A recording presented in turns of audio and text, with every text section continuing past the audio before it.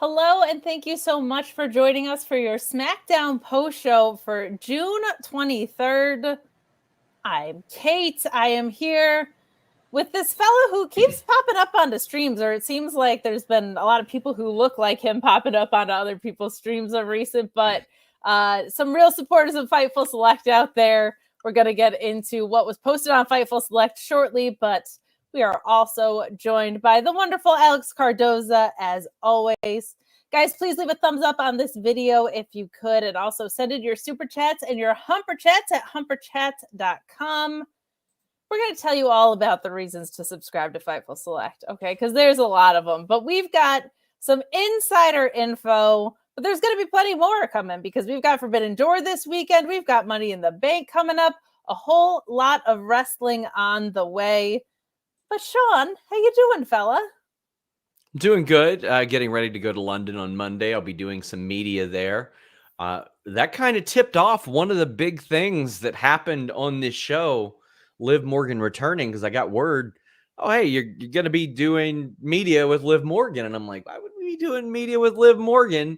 Because people in WWE just a few weeks ago, 4 or 5 weeks ago, were fearful that they might miss her all summer between an injury and her filming a movie. And fortunately, she's back before July even hits. So that's wonderful news because I had some very surprised people in that regard. Charlotte had also been filming a movie here in Kentucky, and she got thrown onto this show because this show, regardless of who changes it, there's a talent that says it's being vinced. And that's what we heard about an hour or two before the show. A lot of changes. And I recently had somebody that said, well, why SmackDown? Why is that exempt? Well, it's not. It got changed heavily. Bayley was doing local media for this show. Jeremy Lambert covered some of it, promoting her match with Shotzi. Not mentioned, not happening. It didn't go down. And now she's advertised Monday for a Women's Money in the Bank summit. I can tell you one thing. She's scheduled to be in London next week as well. We'll have more news on FightfulSelect.com on who is going to be in London that isn't even scheduled for the show. But we're going to have a lot of that tomorrow, but I'll get into what we're going to have next week fairly soon. There's also a Charlotte match added. That is the most Vince booking I've seen, adding a Charlotte Lacey Evans match to this. Very, very clear there when you just remove Bayley versus Shotzi with stakes and just add something that doesn't have stakes. That's pretty clear. LA Knight's match was changed from a triple threat to a one-on-one. And listen, I'm usually only on these shows as an insider. I don't know what the hell they're doing with LA Knight. This man is not a heel. And he attacked Rey Mysterio after the match, and somebody said, well, he's just doing what got him over.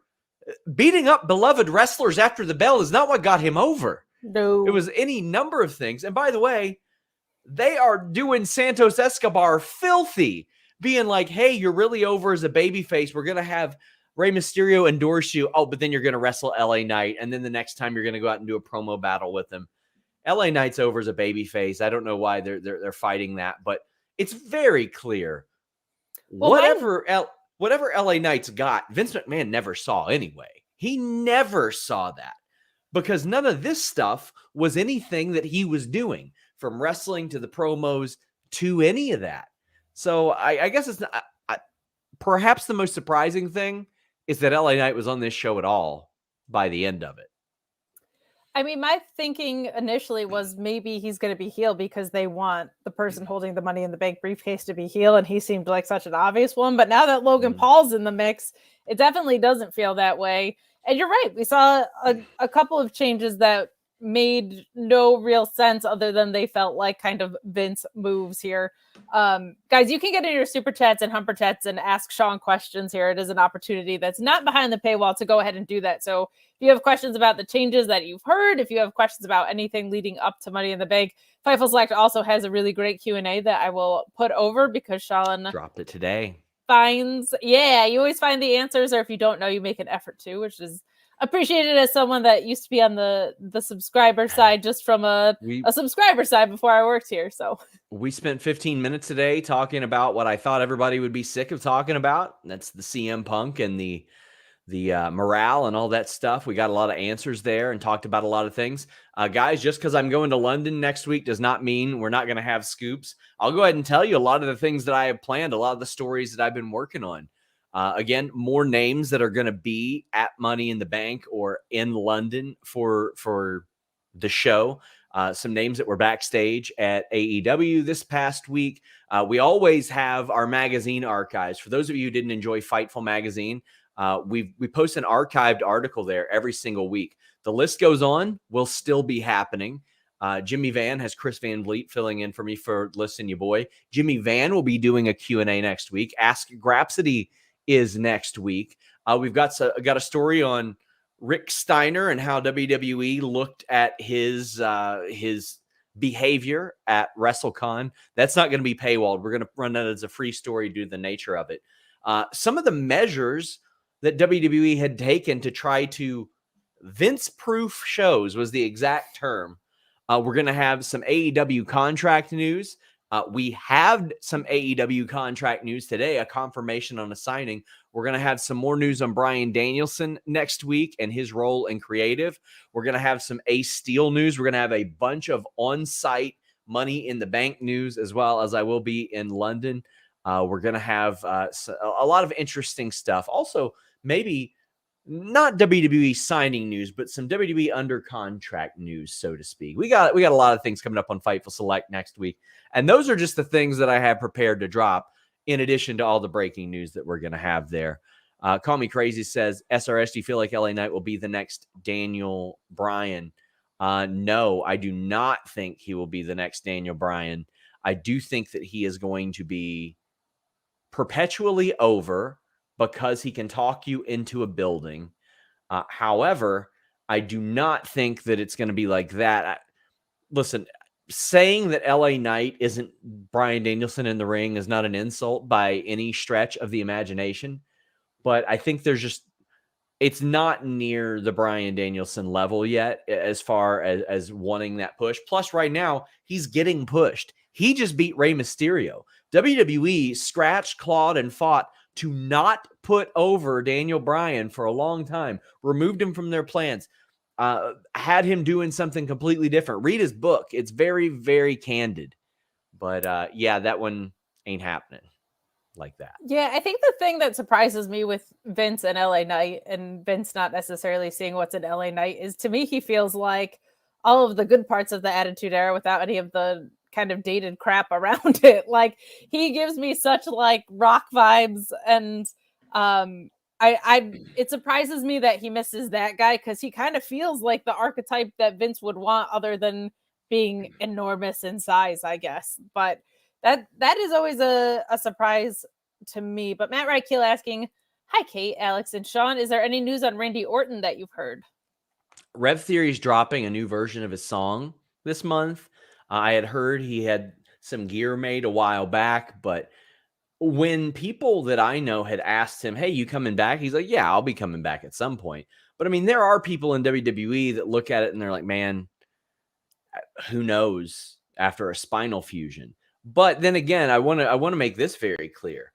A few years ago, they were saying that about Sheamus. I had people in WWE telling me, man, we'll be really lucky if we get one more WrestleMania out of him. And he's done the best work of his career since then. Now, granted, what Sheamus went through, stenosis, is something that I've experienced as well. And it's not fun, but you can overcome it to some degree.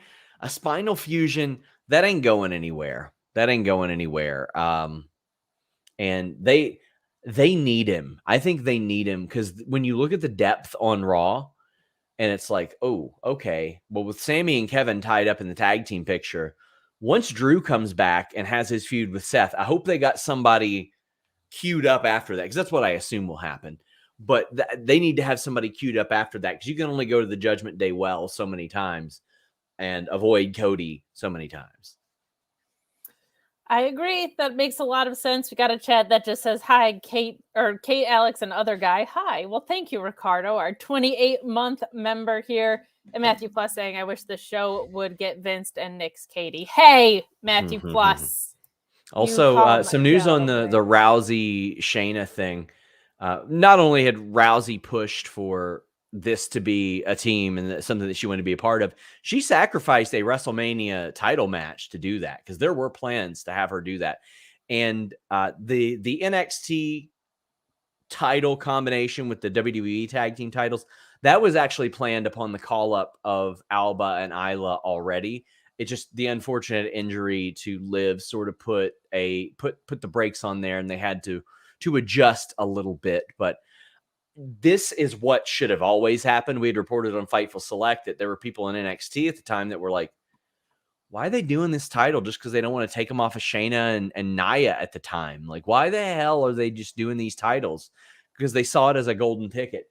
Now WWE has made it pretty clear they're just going to use any slight excuse they can to manipulate the brand split. Like, if you're in a Money in the Bank match, they're going to do it. If you're in the women's tag team title picture, they're going to do it, because you may not have realized this, guys. Liv Morgan's a Raw star popping up on SmackDown, but if she's challenging for the tag titles, it's excusable in some sense for me. But yeah, we're going to have some news next week on FightfulSelect.com on how SmackDown tried to exempt themselves from some of these changes and Vince-proof the shows, as I was told. But thank you guys so much. I'm hoping that I will also be able to squeeze onto the post Collision show tomorrow. But if you guys haven't checked that out, please do that.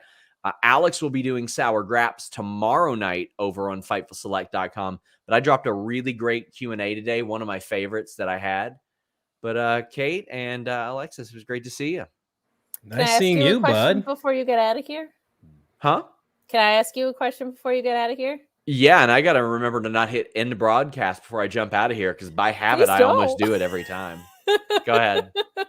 I feel like there was a lot of positive momentum around Chelsea Green and a lot of a very warm reception for the work that she's been doing. Have you heard of any kind of upward trajectory for her? Because I think it was kind of a surprise. It seems like she might have been one of those roster depth ads, but I think she's kind of catching fire in a way that maybe they didn't expect with this gimmick. Any positive news on her that you've heard? Somewhat. So I spoke to some sources in WWE that sort of agreed with my notion on the Raw show, because somebody said, oh, she deserves better than to lose. And I was like, well, then what would she complain about? Like, her losing is a part of the gimmick. And they said that those vignettes were very, very easy to film. They felt like she knocked it out of the park. They're hoping to do more. She won't be in London, though. I had that confirmed. She's still in the process of getting her green card. She can't even go home to Canada right now. She's landlocked. And funny enough, she was trying to fib to me when she got signed, because I didn't report it for a while because I was trying to get it confirmed. And she jokingly called herself the Stooge, because that was the reputation she had before we even knew each other, was that she was feeding me news. But she tried to tell me she was landlocked from her green card back then. She's like, oh, I can't go anywhere. And Impact's got to do shows here, here, and here. And I was like, your ass is signed. I know it. But they're really liking her work. She's doing really well. She's saying the right thing. She's performing the right way. And man, she's a go-getter. If you remember, like a year or two ago, there were people cracking jokes because of all the pitches she made. And the reality of that situation is you have to go into Vince McMahon's office at that point and throw 25 things at the wall and hope that one of them stick. And they did. Some other indications of her just throwing some stuff like that. She just called up Triple H or sent him a text and said, give me my job back. She guessed Paul Heyman's email to get her call up to WWE. Like, she just, it's impressive the way that sometimes you just got to ask. Sometimes you got to beat those doors down because nobody's coming to get you. And that's something that she does. She waited outside of Vince's office for a very long time. She spoke to me at length about that. Yeah, a little background info, guys. Here's a funny story. I may have told this on the air. During the pandemic era shows, she got accused of feeding me news, and we had never spoken yet. And then the day after her release, she was like, let's do an interview. Let's get them talking. That's so awesome. She's smarter than given credit for about how to garner a reaction, get an emotional reaction, and she knows how to talk to people. She knew how to talk to Paul Heyman. She knew how to talk to Vince McMahon. She knows how to talk to Triple H because she has gotten opportunities from 3 of those guys who have been put in those very powerful positions.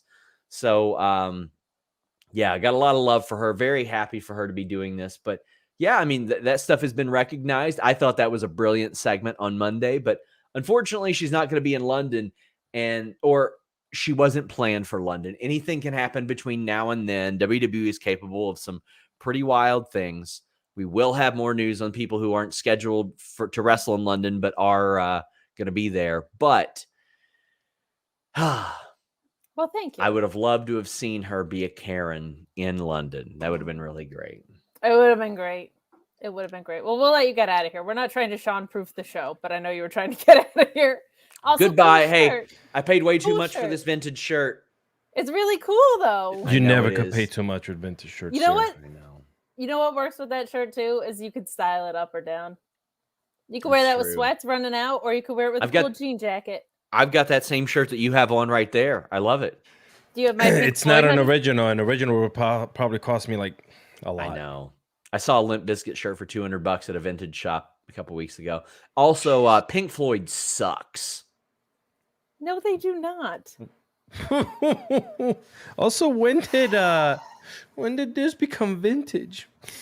I know. Oh, Stop Lordy it. Lord. Don't say that word. Even get me started. Well, we thank Sean for coming on here. I appreciate him and his ever-loving patience with me, as usual, including today.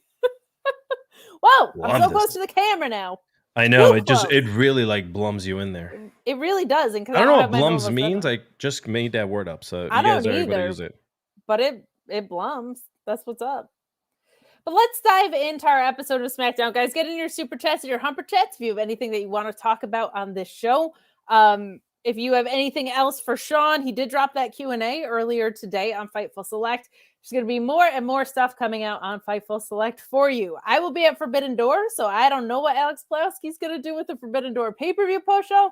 Probably ask this fella would be Where the hell would you go? No, I did know. Ask me. And I also have this halo and this light. I know you're doing everything wrong in the film industry that I hate, but it's okay because I love you. He did ask me. Wow, this is my mobile to go at my friend's house setup, and I'm glowing like an angel. Your mobile setup is a lot stronger than your home setup. I don't know why. There's been 0 blips. Oh, because she has real internet, and I have little kid internet, apparently, despite paying a lot for it. But anyway, we are going to get into SmackDown, get in those super chats and humper chats if there's anything you want to talk about. Rampage, if you are tuning in this week but missed it last week, is now covered on the Collision post show. And of course, as a rib, they've been putting together some incredible cards. So I'm sure there's a lot of people enjoying that now. But we're going to get into SmackDown. We're going to read this very kind chat from Kylie first saying, Alexis is a beautiful person. Kate, you're also amazing. Love you both. Well, we love you, Kylie. And we also love talking about some wrestling. And we are going to get into it. We're going to save that little Pride Month fun thing about Bowens for the end. But we kind of had a lot happening in the first half of the show that indicated to me that Vince had his bloody paws on it. Namely that we didn't get until the first match until like 20 minutes in here. But we have a Bloodline recap. We're going to save that for the end as we always do now. But we also get this recap of Santos Escobar beating LA Knight last week and Knight attacking Escobar after the match, which leads to our first match here. We get Rey Mysterio versus LA Knight. This ends in a weird way for what was an otherwise good match. Like something happened at the end here. We had Knight powering Rey up and Rey slipping free, but LA Knight catching him. Then they kind of just like struggled to find their place for a second, and Knight just kind of, I think, called an audible and hit the blunt force trauma to get the win.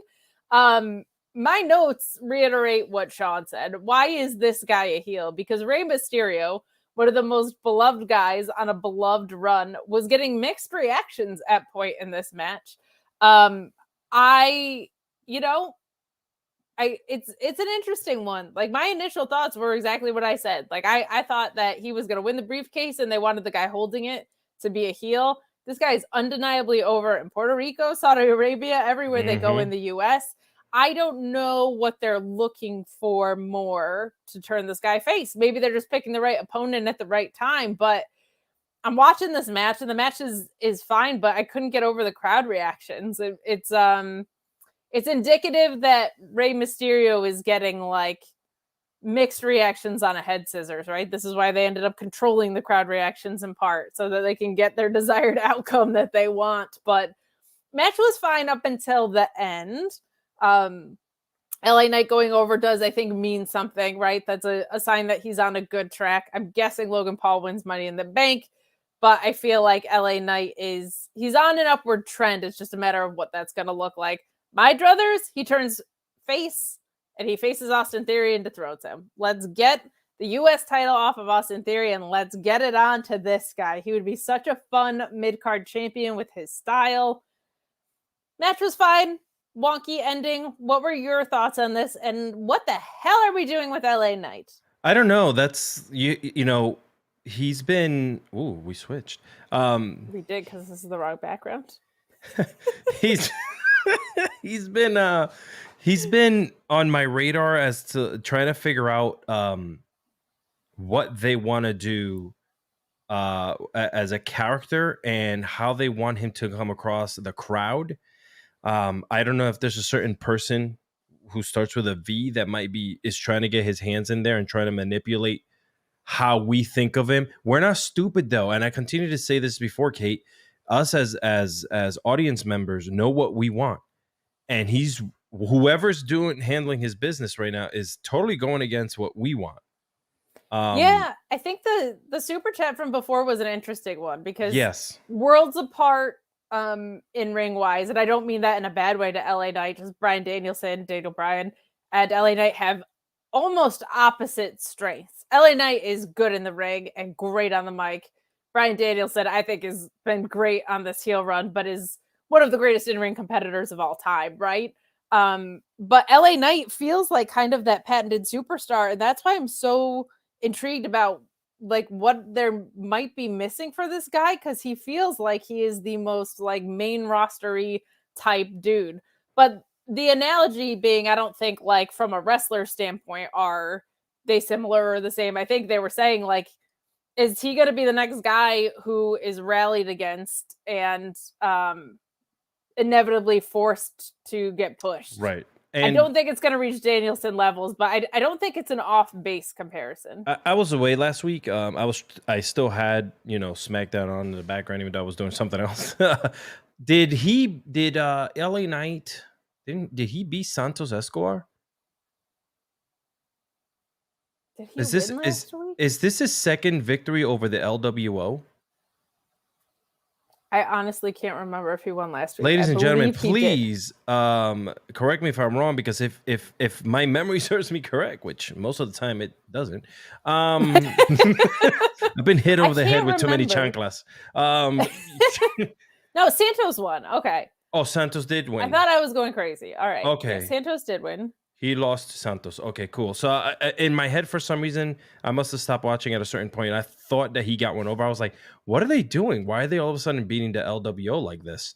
But him to go over Rey, that could go pretty well for him, right? You're going over a legend. I don't know. It's just weird. I want to cheer for him when he's on screen, and now you're fighting the LWO, bro. Now I don't know what to do. Yeah, I think that's what the deal with Santos was too, was like that was a situation where I was rooting for both of those guys at the same time. It's like you have to kill one of your darlings in that situation. It is interesting that he's kind of locked in on the LWO. I don't hate that. Like, I think, my gosh, like if you got Santos Escobar and Rey Mysterio in something, they should probably be in an important feud, and LA Knight feels like an important guy right now, regardless of their best efforts to kind of try and keep him down. But like, if Logan Paul wasn't in this, I think he'd be the favorite to win Money in the Bank, right? So this is interesting. I feel like LA Knight turning face to defeat Austin Theory is a really clean way to go if he's not going to be the Money in the Bank winner. But I'm the kind of person that gets frustrated by things of Logan Paul just deciding he's in Money in the Bank and calling Triple H up after we had a series of qualifiers, right? Like that kind of stuff annoys me. But I get where they're going. They want Logan Paul showing up on the podcast with the briefcase and doing all these things, unless they set something else up for Logan Paul in that match. But oh God, I can't imagine it's not going to go Logan Paul's way, which is the second year in a row you're getting the guy who just decided he was in the match being the winner. Why'd everybody else have to qualify? So that's frustrating because it feels like LA Knight is so organically and earned over. Spent years in Impact perfecting his character. He spent a bunch of time in NXT doing great work, and here he is. And I would love to see. I also just want to see LA Knight with the briefcase, man. Like that would just be gold. That's so much fun seeing that guy. Yeah, walking around with the briefcase. He would kill it. His promos of just him taunting people and just showing up, and when the champion's fighting, I think it'll work for him. I don't know, man. Well, it's up in the air. We'll know next week. I think it would too. And like those Money in the Bank teases, I feel like you could get such good ones out of him where he's walking around with the briefcase, but he doesn't cash in. Like, man, there's a good play there. Because sometimes, Alex, and it might feel early for an ad read, but sometimes people tease things and they don't always follow through. You know what I'm saying? Like sometimes you're like right there, but you can't bring it all the way home. And it feels like you just need like a little bit of assistance. And sometimes you need a little bit of help cashing in. You know what I'm saying? Bluechew.com. Hello. Do you have a limp penis? A difficulty getting it erect? Boy, do I have a product for you. Bluechew.com and the code Fightful will help fix that. Bluechew has the same active ingredients as Viagra and Cialis, so you know they work. But they work a lot faster because it's a chewable. It's also much more affordable. Use that promo code Fightful. Get your first shipment free. Just pay $5 shipping. One of the best parts, it's discreet. No awkward in-person doctor's visits. You don't have to go to the pharmacy. It ships straight to your door when approved by an online physician. You want to check this out. It will help you. It is a good product. It will make your sex life better. Bluechew.com and the code Fightful. Okay, I'm not like sure what was happening there. That felt like Sean was being held hostage, but I guess he ran out of dick jokes because he's a coward. I always feel attacked by these ads because you do look at me in the eye, and it's okay. What? I ordered my dick pills. Sorry, God, Mom. I know you're watching. God love you. Ryan Cicchini says 4 matches got commercial breaks. Yeah, this was not well paced. This was not well timed today. Unfortunately, they pulled off some all right stuff, but it was kind of almost felt like Rampage, where you were like, the in ring was really strong, but it didn't really do anything. And Ricardo says Becky M loves stabbing and twisting the knife. LOL. Yeah, I mean, if you're trying to quote unquote Vince proof your show, and this is what's going on. It's a bummer. It's a bummer. Who doesn't love Vinnie Mac edits? I do. Oh, did you just raise your hand? Look at you. That was quick. I don't love Vinnie Mac edits. I know, none of those. I don't like Vincent Kennedy McMahon edits that are clearly like day of show edits either. Like there's a big difference. I don't think I would like anybody throwing together a show right before the show and ripping up what's been planned. Like, it's wrestling. You need some continuity to this, people. I wish I can say things, but Kate knows what I'm talking about because I just text Kate and tell her the good stuff that I know. The texts and the DMs blow up with my co-hosts about bad things happening on the show. We opened the curtain just a little bit. Hey. That's right. That's right. Well, Cameron Grimes and Baron Corbin and Shotzi versus Bayley were matches that got promoted through the entire week. and the Santos and Butch and Knight match, and they were completely removed from the show, minus LA Knight now having a different opponent. So that is kind of what we were up against. It's a real bummer because Cameron Grimes has been kicking around for a really long time and deserves better. Shotzi and Bayley had stakes. It was Bayley's Money in the Bank shot on the line against Shotzi. And it just feels very odd that they keep throwing the damage control story away like that. It's like kind of one of the hotter things. It's kind of one of the longer term stories leading into Money in the Bank. For them to kind of drop it feels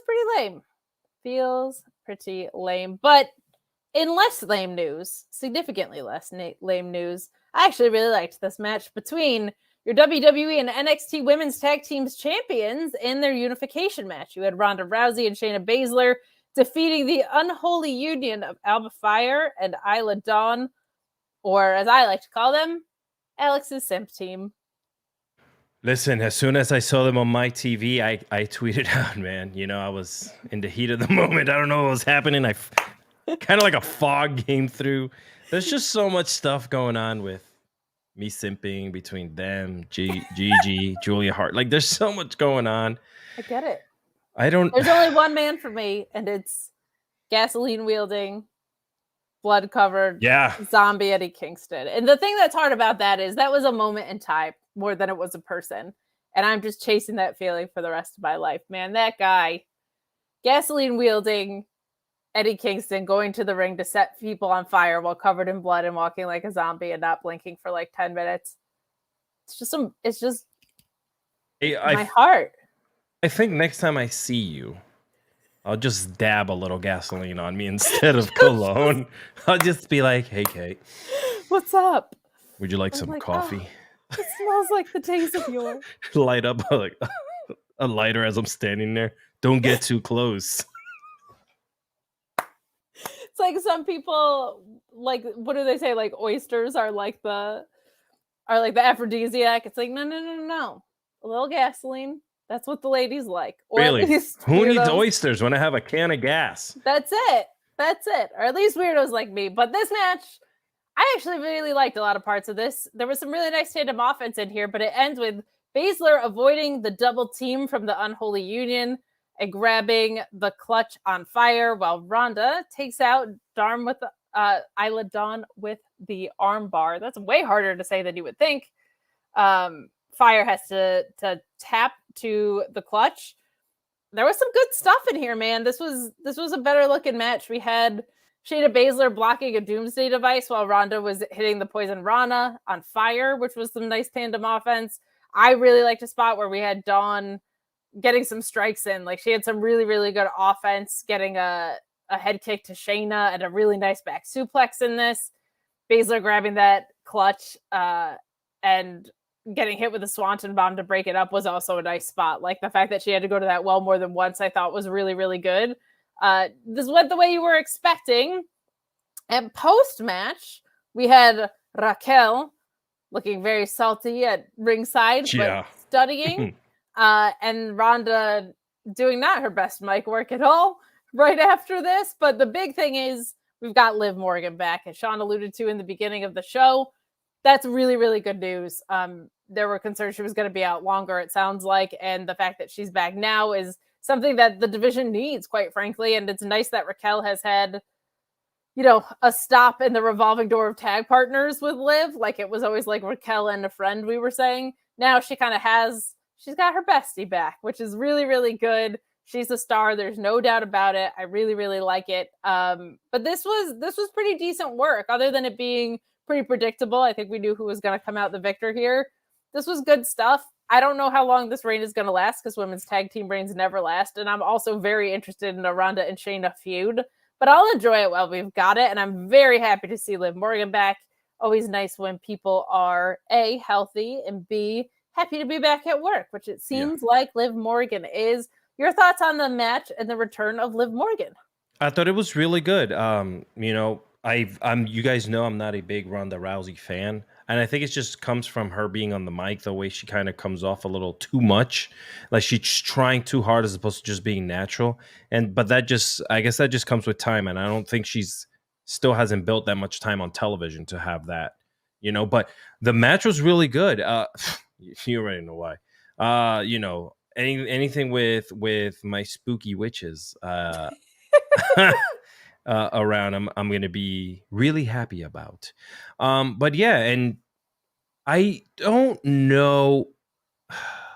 Okay, so having Liv Morgan come back and get back with Raquel, I think that was the right thing to do. Yeah, especially because all of them have history now, right? Like Ronda Yes. has history with Liv and Raquel. Raquel was Ronda's best title defense in this last run. Obviously, Liv and Ronda had a title exchange in that, and Shayna and Liv had that really great match as well, too. So I love that. I like when there's standing history and somebody walks back into the picture there. So I think it was definitely the right call to put her back kind of where she left off in a sense. I think they could become a staple. I mean, obviously, we're not going to see Raquel be on her own. I mean, anytime soon. I mean, it's just the way it is. I thought that she was going to be standing by the announce desk with her back towards the ring, just looking behind her like that the entire time. That would have been cool. Keep her in gimmick. You know, I need to see the back at all times. Of course, yeah. No, you need the. Yeah, it's like you don't want to forget that she has one. Is the thing. It's that just is like true. If you see the front of her body, you're like, wait, where'd her back go? Like, where did it go? But I also thought we might have been setting up for her and Rhea. So right, kind of got a little mixed up there because now I don't know what you do with Rhea, who has had like 15 minutes of ring time in her entire reign, which is atrocious. She's one of the best in-ring competitors you've got. If her entire reign has been shorter than her match against Charlotte at WrestleMania, you've got a problem. But it feels like they're stalling until they can get to her and Becky, which will be great. Just give her some people to beat asses of, though. Like, she's such an ass kicker. Yeah, I think that perhaps just if they can build this tag team division, if they're going to take it seriously this time around, they unified the titles, obviously, so we might be seeing that, you know what I'm saying, where they take it to another level. I think having Raquel and Liv be a tag team and go. I always say this, let them go.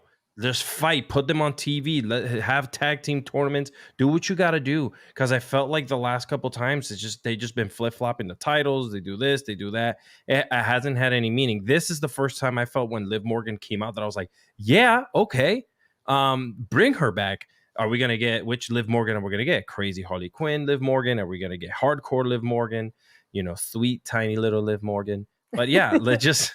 I think this is great to see her and Raquel together. Good dynamic too. You got the big, the small, like a good combo there. And 100%. Additionally, like I think it's really good that it seems like we have a division forming, right? You got the TikTok tag team, you've got Chelsea and Sonya Deville, and you have our tag champions, and now Liv is back, which is great. And I prefer tag teams over trios, personally. Yeah. That's just me. Oh, what the heck? Sean came back on here and then went away. I was going to do a whole thing about how 2 people are better than 3, and then he ran away from me. Damn you, Sap. Maybe he has breaking news. I don't know.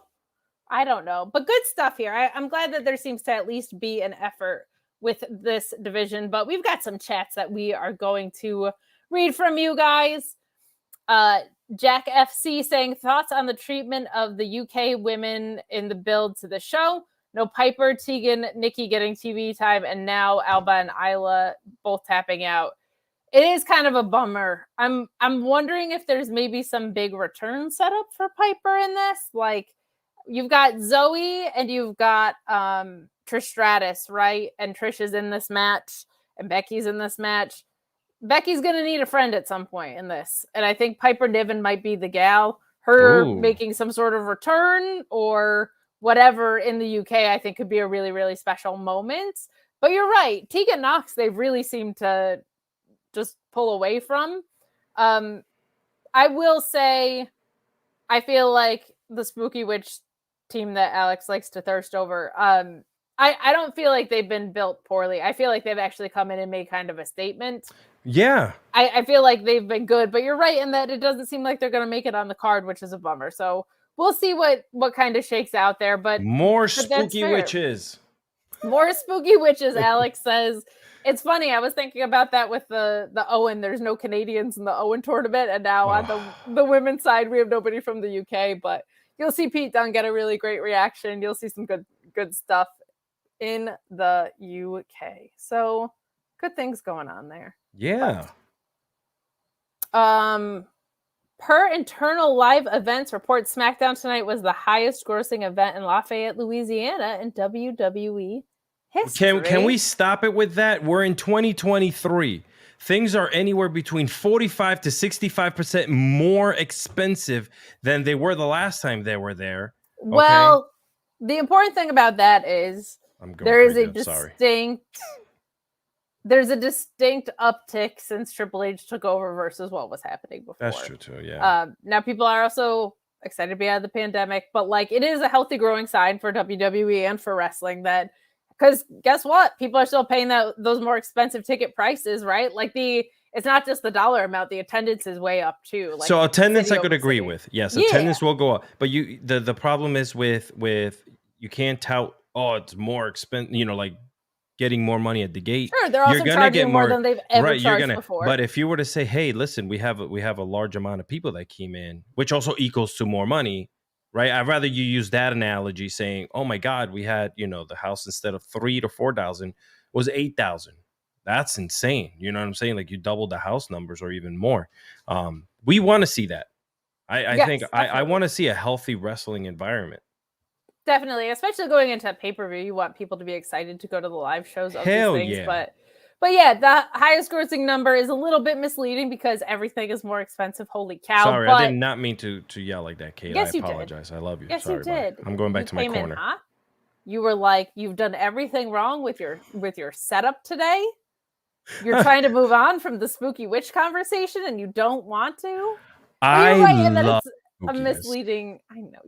I know you do, but it is slightly misleading from the dollars perspective, but that is going hand in hand with attendance. So we love to see wrestling doing well and being happy and thriving. When wrestling is thriving, like you just said, and happy, makes our job a lot easier. We don't have to add filler like we used to do when I first started with you for Smackdown. I mean, sometimes we do, but it's mostly been on a big uptick. Big uptick. Call me crazy saying, so happy with Liv being back. I see two things happening with her return. She faces Rhea at SummerSlam and Raquel winning the tag belt. SummerSlam, she faces Rhea or her and Raquel winning the tag belts and facing teams in NXT. I'm intrigued to see what happens now that the NXT belts are gone. That's something we've been calling for a long time. It's a lot easier to book one division than three, and they don't even really book one women's tag division very well. So excited to see what happens there. I would love to see Raquel and Liv defend across all three brands. I think that would be super fun. I mean, if you're going to have Ronda Rousey there, I know a lot of people that are like in on wrestling kind of have soured on her. She gets huge pops in live arenas.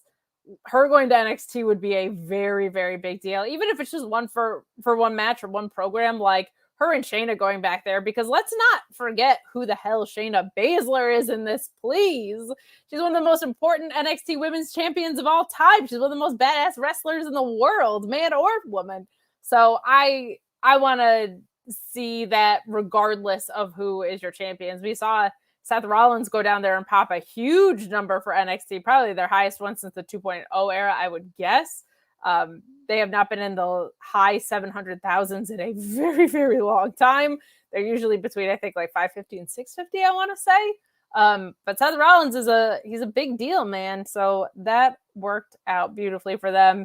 Keep it going. I like it. It makes the product more fun for me to cover for sure. Some more chats. Who is your dark horse pick for Money in the Bank? Mine is Butch. I'm assuming this is just men's Money in the Bank.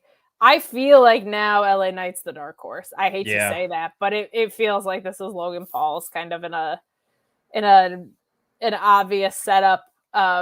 So LA Knight would be my dark pick. If you're saying that's not enough of a dark pick.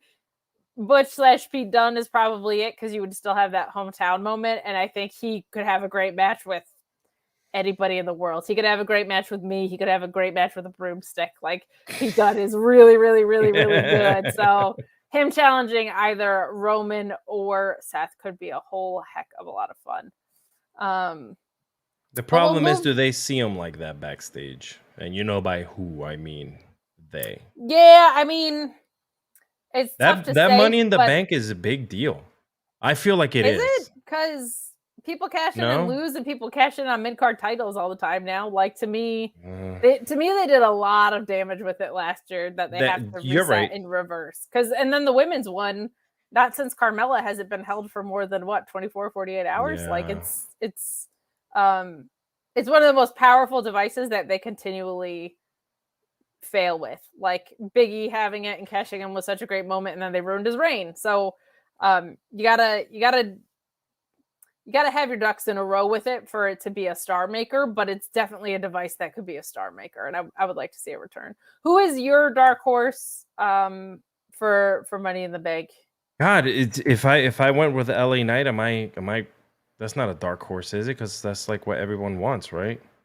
It is, but to me it feels that way because it's Logan Paul's to win in my head right now. You know? Oh, Jesus! Please don't say that. Kate, I swear to God, you'll see me on if Raleigh's. Logan Paul wins, you can do Sour Grabs with Alex Pulowski, and I'll find a different co-host for the show that day, and you guys can just talk for 25 minutes about Logan Paul. It'll be good. If Logan Paul wins the Money in the Bank, I will run naked backwards through a cornfield. Buddy, I swear. Don't write. There's a cornfield across the street here, man. I live in the middle of nowhere now. He's gonna show up on that podcast with that Money in the Bank briefcase. Oh my God! Please don't freaking put that out there. And he's a heel, like a firm heel. Oh, can we get Damian? He also, I would love Damian Priest to get a title shot. Papi Chulo. I think I'm intrigued to see what shakes out if they end up being a tag team, like him and him are tag team proper, or if they go on solo runs out of this. But we'll see. The thing with Logan Paul is too, he has history with both champions. He has extensive history with Seth, and he has still had a match. Talking about him. Well, to me, it's the favorite. Like he has history with both champions. He has history with Seth. He has history with Roman. And he would be a marketing cash cow for them, I think, in the way that he would carry it around to appearances. I really don't want a part-time Money in the Bank briefcase holder. I have no interest in that whatsoever. But that's that. We'll move along.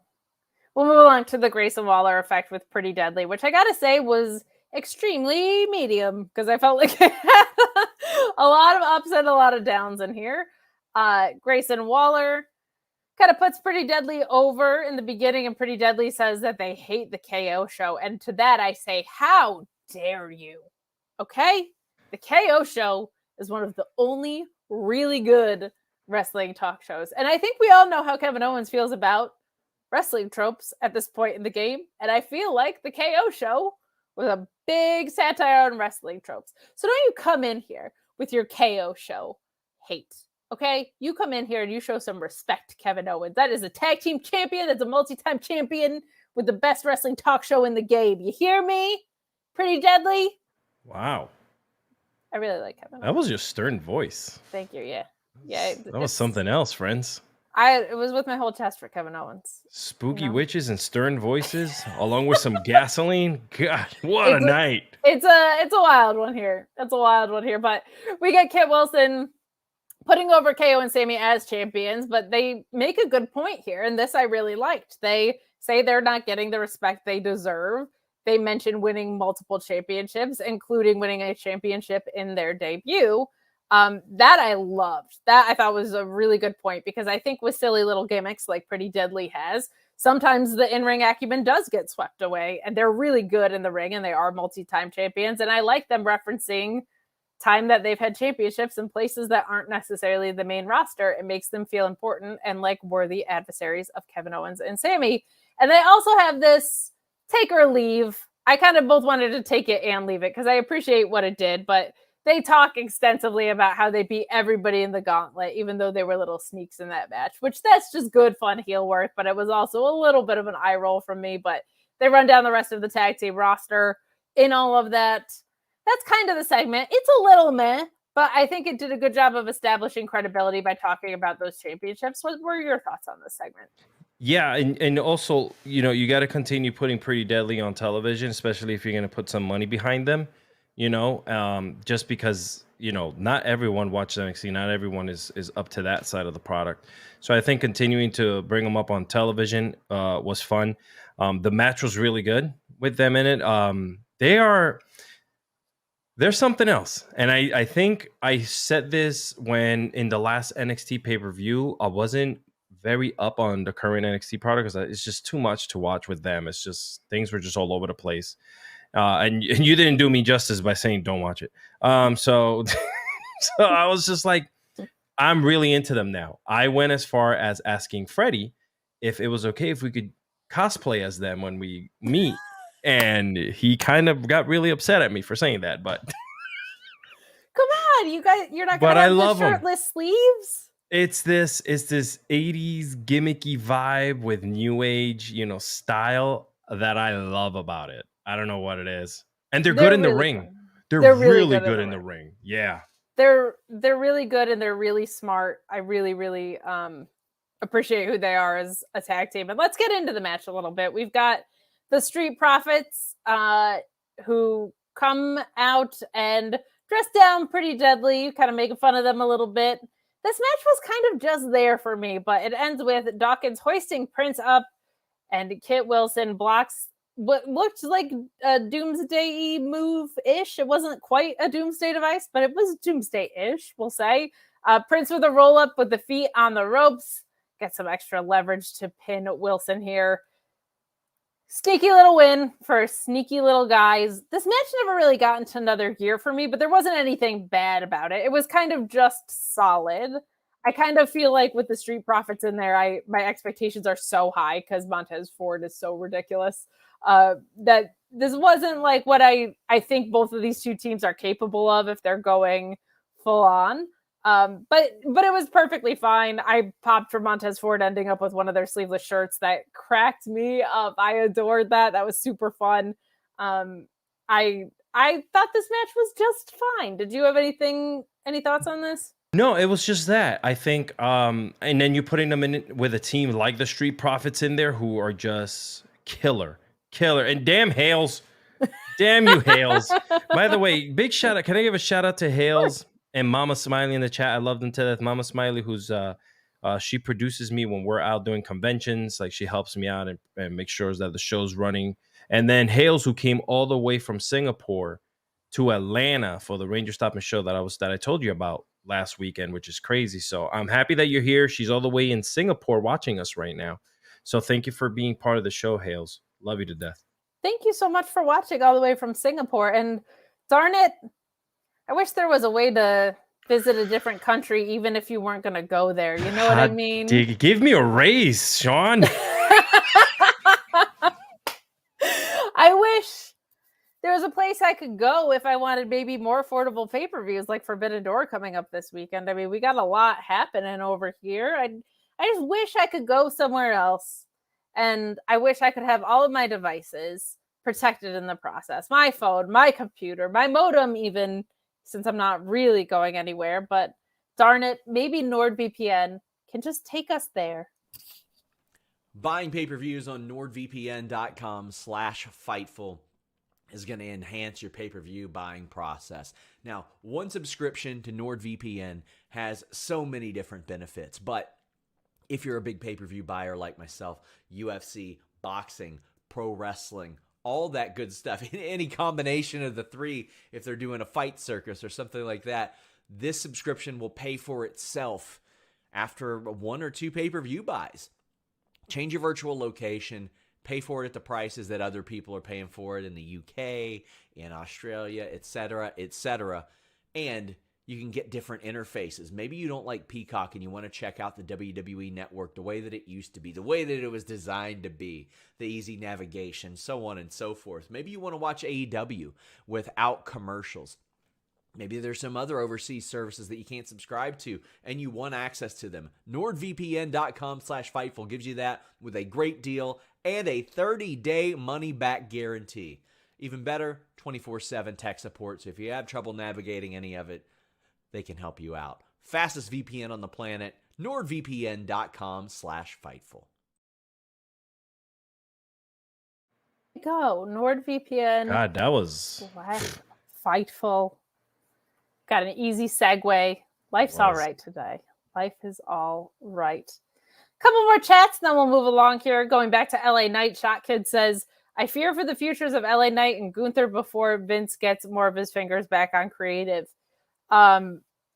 Gunther, being this deep into his reign, if he hasn't proven something at this point, I don't know what it takes. Like, that guy is an absolute star just sitting there. My nervous thing about it is, like, it's probably going to be Cody dethroning him, and then what, right? He's coming back for his dad's title. I would rather be Sheamus, complete that story. Somebody's got to finish a story in this damn promotion, right? It's not always going to be Cody. So it does make me nervous. It makes me nervous that people are trying to quote-unquote Vince-proof shows, as Sean said. Read more on FightfulSelect.com about that. But, you know, it's a tough one because I think there's going to be a little bit of competition for that control. Like, Triple H made some really positive changes, and they're ones that have enhanced the product. And by the metrics, that's almost undeniably true. By the ticket sales that we talked about, by the ratings going up, by locker room morale, like, pick a metric, and it was better under Triple H than Vince. So however much he's going to try and undo out of that, I don't know, man. I don't know how that's going to go for him, but call me crazy saying, imagine if Judgment Day sweeps at Money in the Bank. Oh my God. You are full of throwing things out there tonight. It's that forbidden door effect. That's what's happening with you right now. That's what's up. Well, that was a chat from Call Me Crazy, but I feel like Dominic's going to beat Cody because I think Brock is going to cost him. I think that's extremely, extremely possible because then they'll run back Cody and Brock at SummerSlam for match 3 of 3. Bada boom. We get a quick segment from Bianca and Adam Pearce. Adam Pearce just so stressed out all the time. He always looks so, and he's always on the phone trying to figure things out. Nothing ever works out for him. Just not now, man. No, yeah. Not now. This was perfectly fine. It feels like Bianca's continuing to lean heel, which I like, but I'm also surprised by. I really thought they might go the John Cena route with her, just keep her super protected and a face because she makes a lot of money and is great as a face. But I loved NXT heel Bianca. I thought she was so great, and she's so clever in the ring with some of her heel mannerisms when she is heel. I think it could be a really fun way to go. But Adam Pearce says, I can't really risk anybody being at ringside. And Bianca Belair says, I can't really trust that I'm going to be next in line because you just let Charlotte come here. This is a good little program to belt out. I know not everyone's excited about Charlotte being back, but this all feels logical. They took the biggest complaint that that people make about Charlotte, self included, and they're now kind of putting it on a pedestal and letting Bianca knock it down. I think that's interesting. I don't know if they're going to be able to do what they think they're going to do if they are trying to turn Bianca heel, because if they're trying to turn her heel against Charlotte Flair, I don't know how that's going to go. I think Charlotte's a way better heel than she is a face. I think Bianca is pretty damn good at both. And I think people genuinely like cheering for Bianca. So it's going to be tricky. They would have to do something probably with like a really impactful moment where Bianca like absolutely snaps in order to get that reaction. But this was a quick little backstage thing. I have no problem with this. I think it's a good direction for this story to head. What did you think of what we got here tonight? Yeah, so Bianca was in the beginning showing signs of like that heel Bianca, kind of like throwing little jabs and stuff like that with the way that she was bringing herself on television, which was cool. I really hope that that's where she was going or she is going. I don't know. But this story with her and how they brought in Charlotte into it and how she's just like pissed off about everything that's happening. I like that because a lot of the time what we get is just like someone showing up or someone just taking over an opportunity and that other person just kind of phasing away. And it's oftentimes Charlotte being the one to do it. Yes. Let's be real, right? Or they're tag teaming with someone all of a sudden, which makes no freaking sense. So I feel like the women's writing in the last couple of weeks has been very consistent. And you know how much I love women's wrestling, Spooky Witch Wrestling, all that good stuff. That's your, oh my God, I'm going to ask Freddie if he wants to start the Spooky Witch Federation. It's WF. No, there you go. So I think that they should continue a little more long-term booking as well. Am I wrong for saying that I want some longer stories with the girls? No, I think you're dead on with that. And my only thing is I want Asuka to retain the title out of the story. It makes me very nervous that they might just do her dirty again. There's a really fun thing you can do where Asuka and Bianca start feuding out of this. Charlotte is the one horsewoman that Bianca has not beat in a major spot, right? And Charlotte is Charlotte. She's quite genuinely, whether you like it or not, one of the best in-ring performers of a generation, man or woman. She is a multi-time champion coming in on her dead 16th there. She's getting real close in that. Depends whether they decide to include her NXT reigns or not, which changes frequently. But I think it's good. I just don't want Asuka's title reign to get sacrificed in the process because I think there's a lot of good work she could do against Bayley, against Io Sky, whoever. You gotta start making these new stars, man. And Asuka's one of the best in the ring. This version of her is an elite version of her. She's fantastic, and she can make other people into stars. Like I agree. Yes. But let's get into the match that we got instead of the one we were supposed to get. We get Lacey Evans and Charlotte in a what the hell was this match? There's not a way to be gentle about it. This match was bad, and it was barely a match. And the fact that you sacrificed Shotzi and Bayley at its altar, not great. Not when it's the thing that you've been advertising for multiple weeks. You yank that and you put this in its place because it felt like Lacey got told she was going to wrestle about 10 minutes before this match. This was just not good.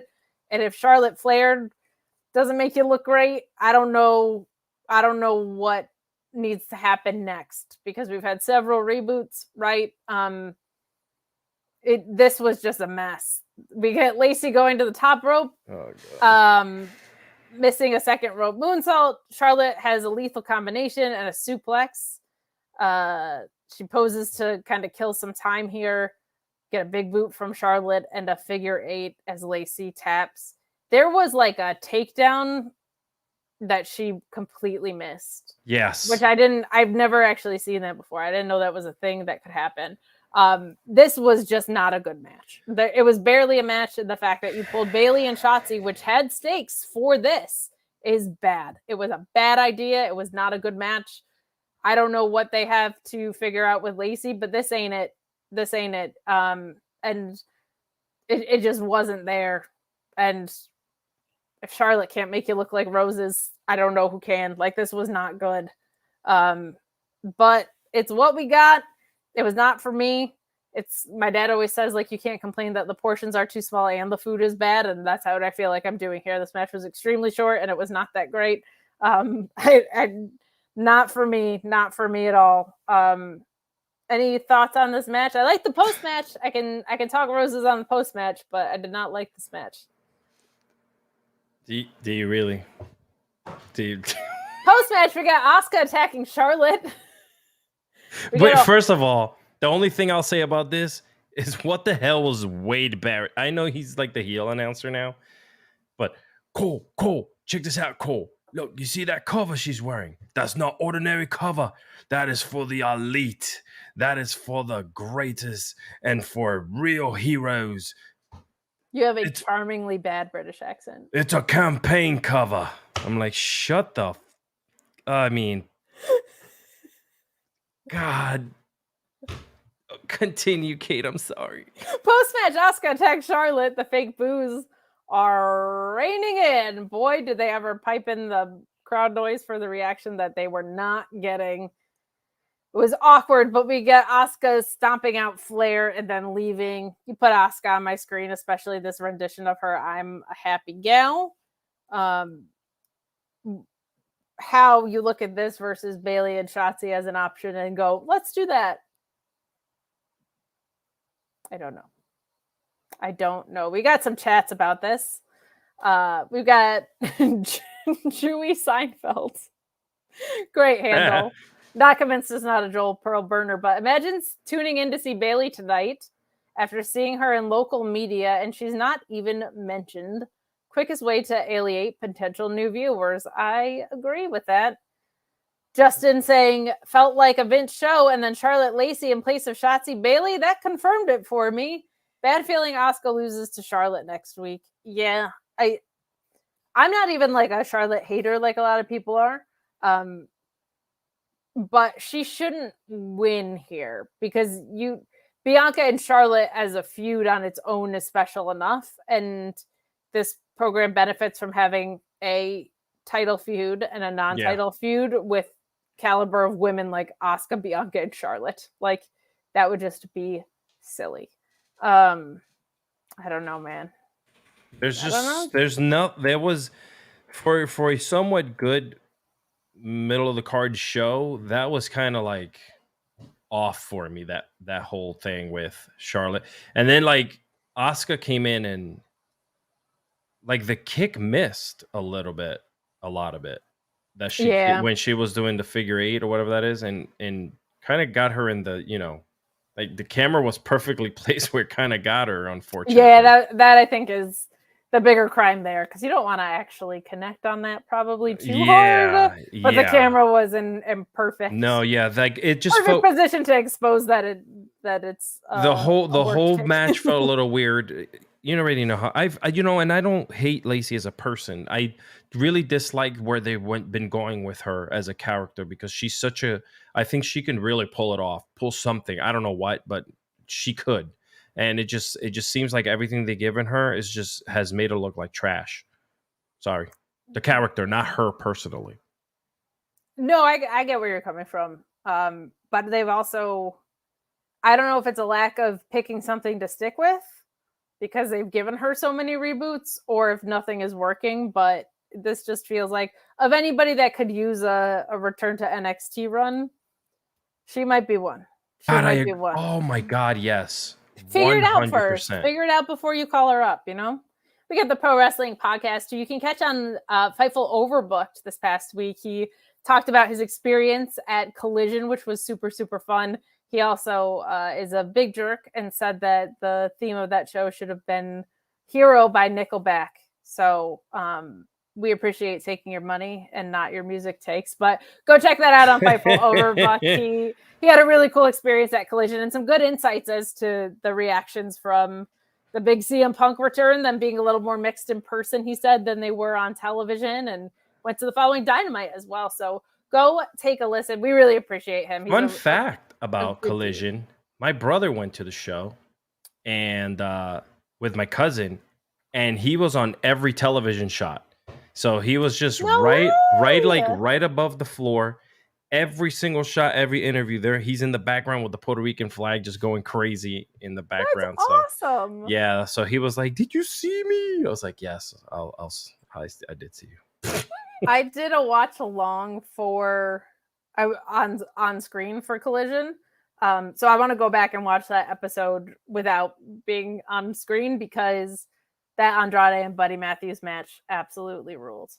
But we're going to get into the main event. But before we do that, we're going to give you a quick mini Rampage rundown that Luis worked out for us. And Matthew Plus saying Bowen's shoot came out on Rampage, which is so cool. Happy Pride Month to him and to everyone. If you couldn't tell by his Pride gear, you were probably missing something. But I really, really appreciate that he took his stage to have that moment, because it matters. It matters to gay kids that want to be wrestlers. It matters to gay kids that just like wrestling. It's an important thing. So that's awesome that he felt excited and safe to do that. That makes me really, really happy. And happy Pride Month to Anthony Bowens and to all of the LGBTQ plus in our chat and in wrestling. We love you. And if you don't like that,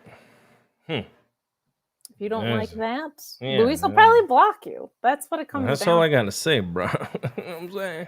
But we do have this Rampage. I'm going to Collision tomorrow in Forbidden Door. I am so jelly of you. You should be. It's going to be God, great. I get to see Swerve and Tanahashi. Like, what is 2023? God, where are you? Like, what is this world? What dimension are you in? I don't know, but I'm here for it. But Rampage tonight had the Mogul United Empire defeating Chaos, which sounds like a bunch of fun to be had there. Tony Storm cutting a promo on Willow for Forbidden Door. MJF books Adam Cole for a bout on Forbidden Door against Filthy Tom Lawler. That's a blast and a half. The Acclaimed defeating Billy Gunn? What? Is that right, Luis? Wait, what? With Billy Gunn, maybe? Yeah, I think he's fixing it right now. We'll come back. Harley says Bowens wants her. Bowens responded by asking her if she got kicked in the head by a kangaroo as a child before saying he is gay. John Morrison, Johnny TV, makes his return to AEW. Swerve calls out Ace. Yeah. Tanahashi, go Ace. Sky Blue defeating Anna Jay and advancing to the next round of the Owen. Spoiler alert, sorry. Didn't realize that until I was reading it. And they air CMFT Ricky, CMFT Starks, and the Bullet Club Ass Boys promos from Twitter. And you get Jungle Jack defeating Dakai and Sonata and confronting. Wrestling is so damn good right now. Jeez, I really liked this Forbidden Door build, man. I know people have their complaints about it, but I think people, listen up, people. Okay, people humans. There's stories that get set up in wrestling, and this is the most fun part about it to me, so I'm very passionate about this. Like, not every story is set up through a promo battle just because you might see that on American TV as the standard, right? Like, we have had MJF talking about how New Japan is a dumb indie fed for literally years, and now he's facing the ace of the promotion. That's the story. It doesn't need to be a promo battle necessarily. You've had Jungle Boy for months talking about how he's chasing after any gold, right? It doesn't have to be the world championship. He just needs to get gold on him, and he answers an open challenge from New Japan's world champion, right? So there's different avenues to tell stories, and instead of being a negative Nancy about it, learn a little bit as a fan. It's important. It's important. I agree. God, you did not say that educating. Better. Well, it's so rewarding when you like get into the depth of any art form, in my opinion. Like I that's why I'm always going back and watching old matches, like, because it's so much more fun. It makes you appreciate what's going on now. But like, there's fun ways to set up stories, man. Tom LaValle saying huge pop when Bowen said, "Don't you know I'm gay?" Love it. I freaking love that. That's so awesome. I love that. That's By the way, awesome. I think it was you, right? Someone tagged me about serving in the military. Yeah, that was you, right? I went off. You did, and I was happy about it. Because I served with people that unfortunately couldn't say things. Yeah. And we knew, but we loved, and that's all we knew. You know what I'm saying? So, God damn it, just love. You're the good side of the world. I got a size 15 combat boot that I could put up your, Some dudes like dudes, some dudes like spooky witches. We're here for all of it. Oh, hell yes, me too. Pro Wrestling Podcast saying, yeah, but what's the story? I just told you, man. Nah, he's on the good side of things. He's one of those people that watches wrestling and is like, oh yeah, I like watching wrestling. He's one of those types. But let's get into the Bloodline Civil War and this match that felt a little bit random, but was a good match. I just don't understand what Sheamus was doing in this spot, but they beat the hell out of each other, and it was a whole heck of a lot of fun for that. This ends with Sheamus going for a razor's edge, but his back giving out to Solo in what looked like not a work. That looked like he had trouble getting him up a little bit there. But Solo kicks him in the back and hits him with the Samoan spike and sends Sheamus out of the ring. Solo's all pissed off and crushes Sheamus with the Uranagi at the announce table, which also did not break. Holy crap, Sheamus took some bumps in this. Solo goes for a hip attack against the barricade and hits it to break through the barricade into the timekeeper's area. The ref waves the match off. And that was the ending. That was very random. It was random that it was Sheamus, but it was a good match. Yes. we're obviously building to this Bloodline Civil War, right? If it was building to the Brawling Brutes versus the Bloodline, that would be awesome. But the Bloodline isn't really a thing anymore. It's falling apart at the seams. And earlier in the night, I'll give you a rundown of a couple of quick segments. Nothing overly important here. The main event was kind of it, but we had in the opening, Jamie saying that he feels good, and Jay bringing up that they're about to fight family, and family's supposed to lift each other up and have each other's backs. Jay still loves Roman. They went to war together for 3 years, but he does not respect Paul Heyman, and he can't forgive him, which I thought was a nice touch because it leaves some openness to the Roman relationship. But it's kind of fun how everybody's had their turn with this story. Jay's been at the heart of a lot of it. Roman's obviously been the guy. Jimmy's had his moments. And now Paul Heyman's getting a little bit of much-deserved shine in all of this. Fun stuff here. A good match, but after the match is kind of where what you would expect to happen happens. The Usos run down. We get them super kicking Solo. We get a really nice stare down. Solo is so menacing when he just stares down people. Like, I buy it. You know what I mean? I'm like, that guy could kick some ass. So this match was, I thought, a whole lot of fun. It just felt kind of out of left field. Like, this felt a little bit random because I don't think this is the feud. And you have Sheamus going into the UK, and we all know what he did in the UK last time, right? So kind of a weird use of Sheamus, but a really fun match. And you got your post-match shenanigans that, well, predictable, were clean and made sense. So no real complaints there.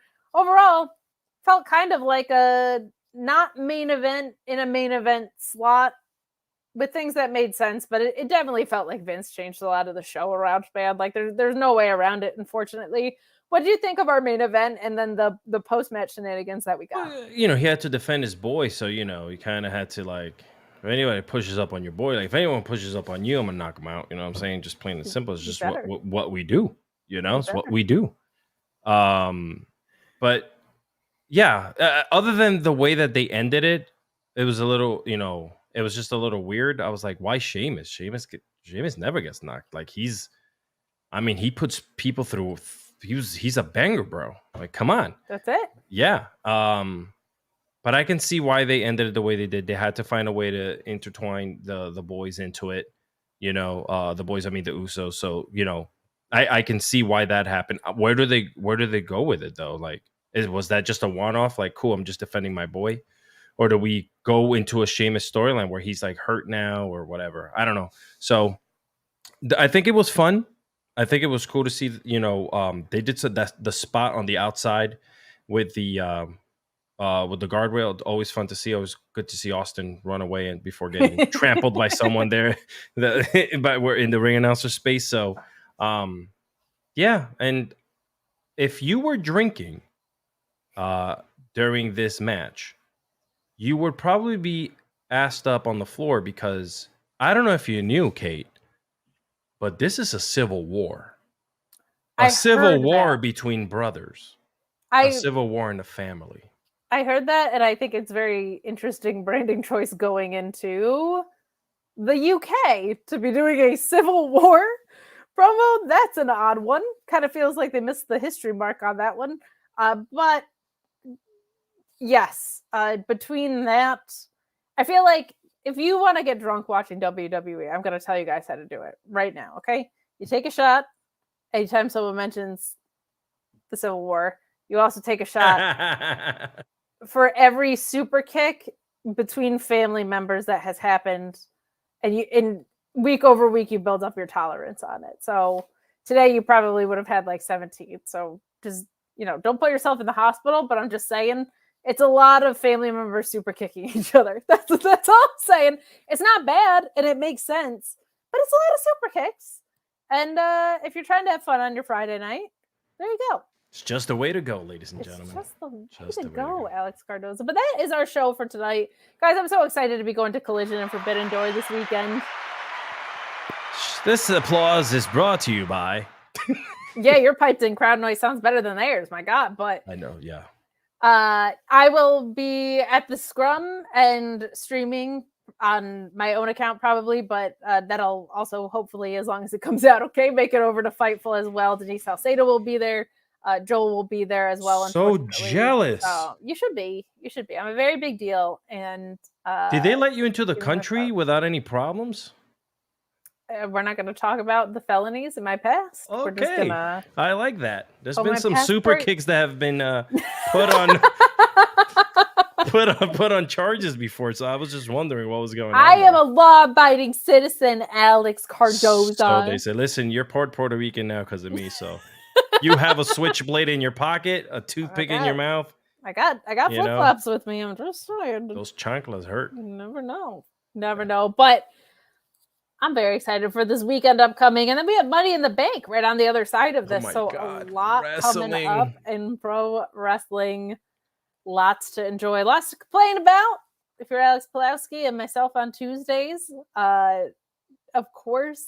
And Alex most days, actually. But we love that for him and about him. Yes. His Sour Graps is getting pushed to tomorrow, as Sean alluded to earlier in the show. So if you're one of those wonderful people that stay here and pop over there, he's not on tonight. He's spending some much deserved time with his family. But before I get into my plugs, Alex, tell the people where they can find you. Yeah, so about that, no, just kidding. You guys can find me on Instagram as always, Alexis Cardoza, or like the little Twitter bird here, _ Alexis Cardoza, doing some fun stuff just about anywhere and everywhere.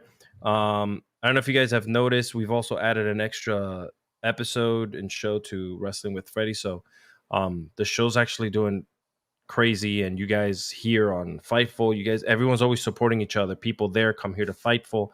So it's really cool to see the wrestling love that is like this huge circle of people that just love freaking professional wrestling. Except Kate does not like being in circles. If you don't work at Fightful, I don't like you. And I don't even just mean in wrestling, okay? Wow. If you don't work at Fightful, I don't like you as a human being. I think I'm going to sign Freddie to Fightful to a 1-day contract so you can like him for 1 day. And then you can... All right, I'll take it. I'll take it for 1 day. But then I'm going back to hating him. Okay? Yeah. But no, and from the bottom of my heart, I do want to say, because I missed last week because I was away, thank you to everyone who like interacts with me online, and it's just so nice. I have my ups and downs, and you guys are always there to kind of like kick me in the ass and uplift me. So thank you. I love you for that. Well, it's important. It's actually Men's Mental Health Awareness Month. Yes, it is. So take care of your chickens and your mental health, as the famous press conference went. But guys, I will be at Forbidden Door this weekend. Joel and I are going to be doing a live podcast on Sunday between 2 shows. There's an independent show called Girls Next Door. It's an all-women's card, and it's very close to the venue. So we're going to hit that up before, maybe get some interviews. Look at you. And we're going to do a little live show, and then we're going to head to Forbidden Door and into the scrum. Say a prayer, it goes normal. That would be delightful. We are excited, but we'll be back in our regular rotation. Mondays on Select, Tuesdays on the main here at Fightful, Wednesdays at the Mark Order, Thursdays at the ROH review. I'll have some ahead knowledge because I'm going to be at Collision, but looking forward to that. Fridays, of course, right back here. If you are looking to get caught up on the New Japan side of things, I'm going to give a quick plug to the Bread Club on Fightful Overbooked. They do a really, really great job. That's held by Matt from Wizards Podcast and Kieran from Wrestling, who does some great writing and is just like a New Japan savant. He knows so much information. And right now I'm stalling because I closed our document, but I'm told there's another chat in it. So I'm just going to keep talking. This is from Bizarro Big L. It's a humper chat. This must be a parallel universe where there is a positive Alex. Fight Forever ribbed the Brock.